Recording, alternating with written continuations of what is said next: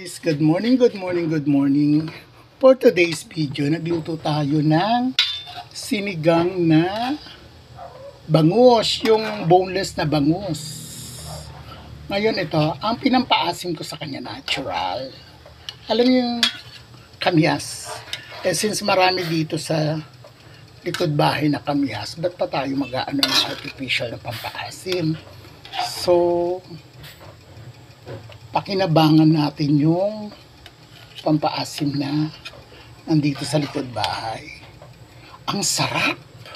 Ang sarap talaga pag natural yung gagamitin ng pampaasim.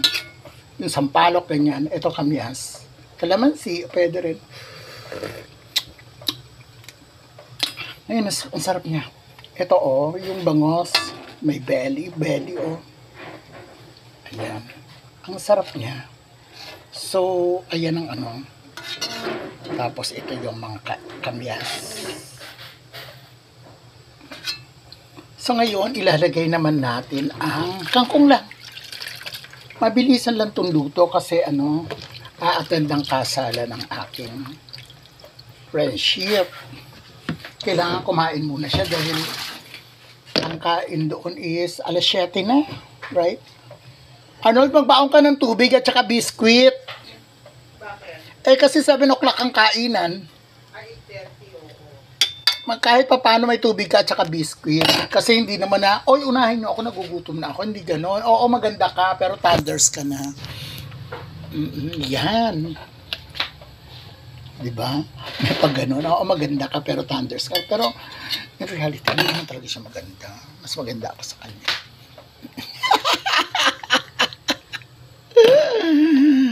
Ayan, okay.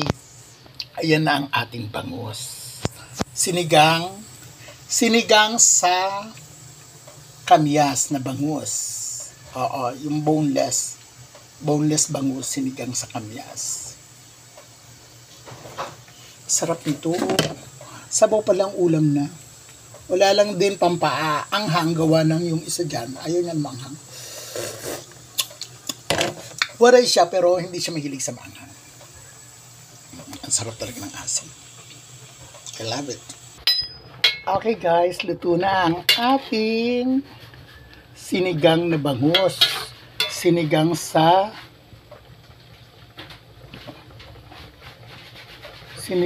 kamyas. Ang sarap ng asin niya. Mapaparami ka talaga ng kain.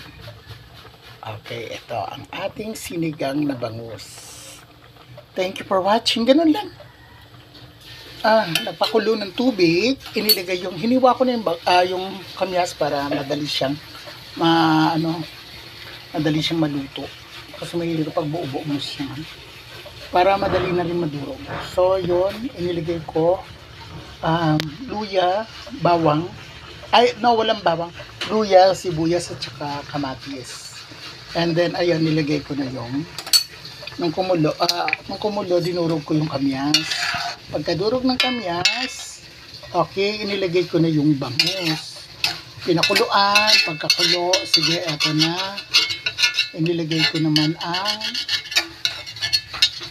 na ang tawag dito, kangkong. Ganun lang kadali, tinimplahan. Patis ang tinimpla ko. Nilagyan ko rin ng pampalasa. Okay, thank you for watching. Once again, this is your Mom's Ko saying thank you and I love you all. Mwah!